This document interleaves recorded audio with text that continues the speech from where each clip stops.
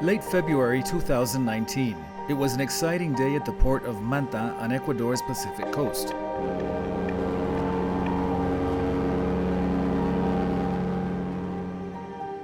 Foghorn blaring, a huge container ship maneuvered to dock, and from its interior, 20 shiny new electric buses rolled out into the tropical sunshine.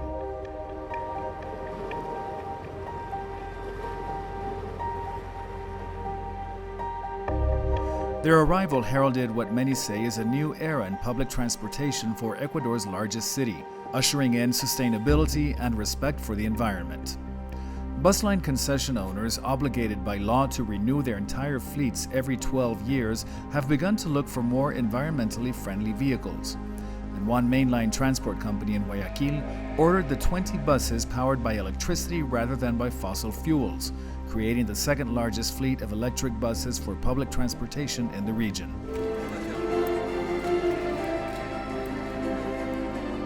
Jose Silva heads the Saucink Transportation Company. He contacted one of the world's leading manufacturers of electric buses, and after getting the City Transportation Authority on board, he traveled to China to close the deal with giant BYD. Es un gran esfuerzo que estamos haciendo todos, pero sin embargo hemos pensado que nosotros deberíamos cambiar la percepción que tienen los usuarios hacia el transportista, y eso es lo que estamos logrando. Esa percepción ha cambiado mucho en pocos días y creo que los usuarios están teniendo una excelente respuesta con relación al servicio que están recibiendo el día de hoy, y esto va a ser multiplicador. Lo que nosotros más hemos procurado que no solamente se quede en Saucink, sino que sea multiplicador hacia las demás operadoras de transporte público.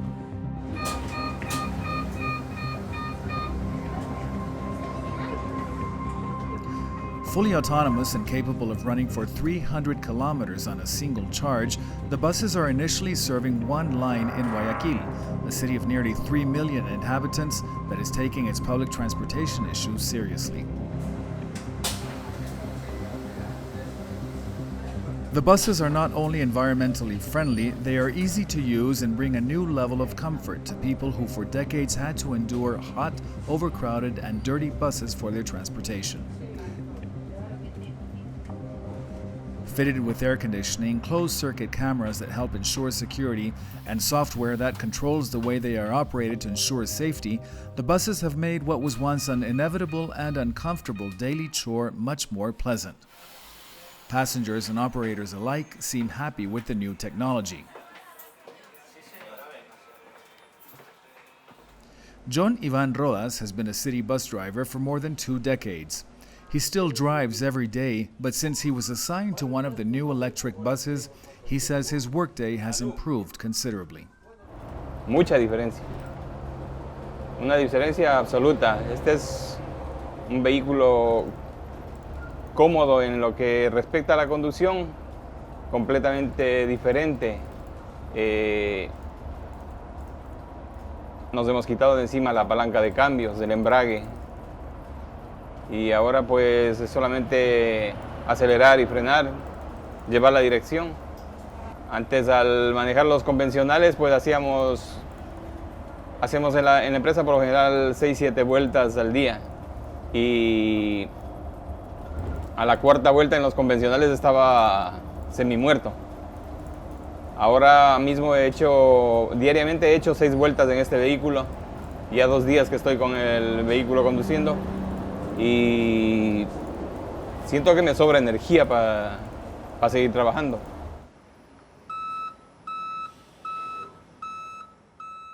The city is currently building a central charging station that would allow many more electric buses to operate, and a new state-of-the-art monitoring center ensures all public transportation lines run efficiently. The city commissioned a study to determine if transportation users would be willing to pay a slightly higher fare for electric buses, and found it could easily raise fares by up to 10 cents. It also helps subsidize the acquisition of the buses through the investment in the charging station, and is facilitating a line of credit to the company that acquired the first 20 units. Fernando Amador heads Guayaquil's Public Transportation Authority. Las políticas están naciendo en el país. Tenemos una incursión breve en ese tema y estamos ya concientizando, en este caso, al transportista que debe de hacer estos cambios para que se mejoren. Al medio ambiente tenemos dos mejoras principales. Primero es la disminución significativa en el ruido y la segunda que es la disminución completamente de emisiones de gases. No hay emisiones de gases ya con estos buses. The environment is not the only reason. Buses in Ecuador run mainly on diesel, which is subsidized by the government. The retail price is almost half of the production cost. Ecuador's subsidies of gas, diesel, and gasoline take a heavy toll on the budget as it equals 3% of the country's GDP. In 2019, the government decided to eliminate the subsidies, but protests emerged. Electric powered transportation seems like a potential way out of diesel subsidies. Bus operators say the scheme looks like a win-win situation. Que realmente este es el primer proyecto visible que la ciudadanía puede en este momento percibir con esa teoría que siempre hemos venido manejando con los aspectos de cambio de la matriz energética. Este es uno de los primeros proyectos palpables. Entonces, si bien es cierto, el Estado sale beneficiado con una ventaja de 5-1, es porque ellos están subsidiando un diésel, ¿verdad? Al subsidiar ese diésel, en este momento van a dejar de subsidiar esa cantidad para nosotros, van a tener un ahorro de $15 millones en el proyecto. El doble del financiamiento de las unidades, van a poder recuperar la inversión que nos están dando el día de hoy. Adicionalmente van a comenzar a producir facturación por el tema de venta de energía.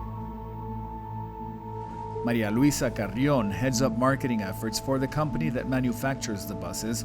She says new technology is making it easier and less expensive for local governments to adopt public policies that contribute to reducing emissions that bring about climate change.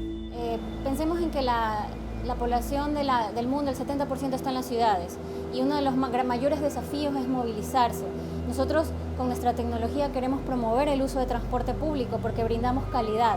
Estamos hablando de buses, como ustedes pueden ver, cómodos, con sistema climatizado, que además provee temas de seguridad como el software que controla la velocidad máxima, las puertas mientras están abiertas no se puede mover el bus. Es decir, no solamente estamos hablando de un bus, estamos hablando de todo un sistema integral que promueve seguridad para el chofer, que tiene un asiento ergonómico, seguridad para los pasajeros y para las personas que están respirando el aire afuera, ¿no?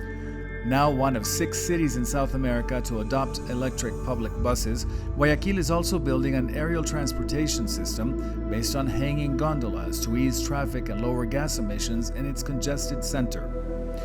Using more sustainable ways of powering public transportation is one of the most effective ways to combat climate change. Electricity makes sense in countries like Ecuador, where more than 80% of its power comes from hydroelectric plants. And Ecuador is not alone in its efforts to combat climate change through technology. Santiago, the capital of Chile, will operate over 200 electric buses by the end of the year. Medellin and Cali in Colombia are rapidly converting public transport fleets to electricity, while major urban centers like Sao Paulo and Buenos Aires are also starting to explore the technology. Experts say if current taxi and bus fleets in 22 of South America's largest cities converted to electricity, they would save a combined $64 billion in fuel and reduce carbon emissions by nearly 300 million tons. For its proponents, electricity-powered public transportation is a no-brainer when it comes to protecting the environment. Si tú promueves que menos gente use autos y se mueva en bus, y además la gente que usa bicicleta no recibe el smog del combustible quemado porque nuestros buses son cero emisiones, estás promoviendo ya una mejor calidad de vida. The public, transportation operators, and most importantly the planet itself seem to be benefiting from the application of new technology to age-old problems.